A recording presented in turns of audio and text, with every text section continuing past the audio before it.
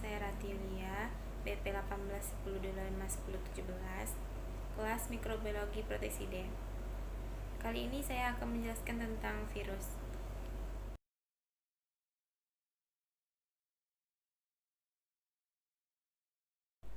Virus merupakan mikroorganisme aseluler yang merupakan partikel yang terdiri dari asam nukleat, RNA atau DNA, dan selubung protein.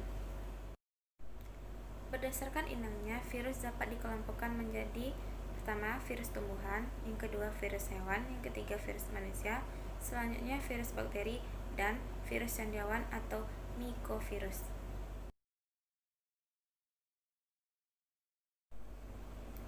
Morfologi virus.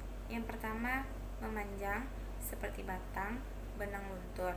Yang kedua, bulat atau isometrik seperti polihedral atau ikosahedral.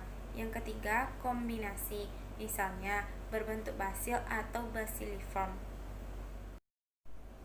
Virus tumbuhan hanya dapat masuk ke dalam sel tumbuhan melalui luka yang terjadi secara mekanis atau disebabkan oleh serangga vektor.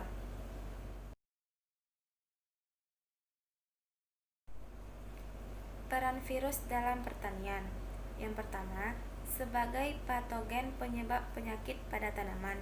Yang kedua, sebagai patogen penyebab penyakit pada serangga hama tanaman atau entomopatogen yang berfungsi sebagai musuh alami serangga. Selanjutnya, sebagai vektor dalam rekayasa genetik. Selanjutnya, untuk pengendali bakteri dan proteksi silang.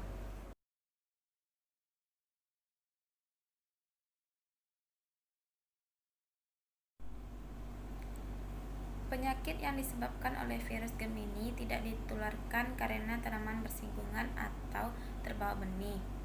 Di lapangan, virus ditularkan oleh kutu kebul Bemisia tabaci atau Bemisia argentifolia. Kutu kebul dewasa yang mengandung virus dapat menularkan virus selama hidupnya pada waktu dia makan pada tanaman sehat.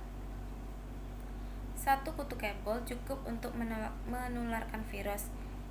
Efisiensi penularan meningkat dengan bertambahnya jumlah serangga per tanaman. Sifat kutu kebul yang mampu makan pada banyak spesies atau jenis tanaman atau polifagus menyebabkan virus ini menyebar dan menular lebih luas berbagai jenis tanaman. Selain itu, virus Gemini memiliki tanaman inang yang luas dari berbagai tanaman seperti ageratum, kacang buncis, kedelai, tomat, tembakau, dan lain-lain.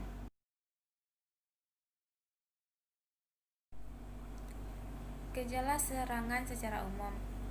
Warna tulang daun berubah menjadi kuning terang, mulai dari daun-daun muda di bagian pucuk tanaman, berkembang menjadi warna kuning yang jelas, tulang daun menebal dan daun menggulung ke atas.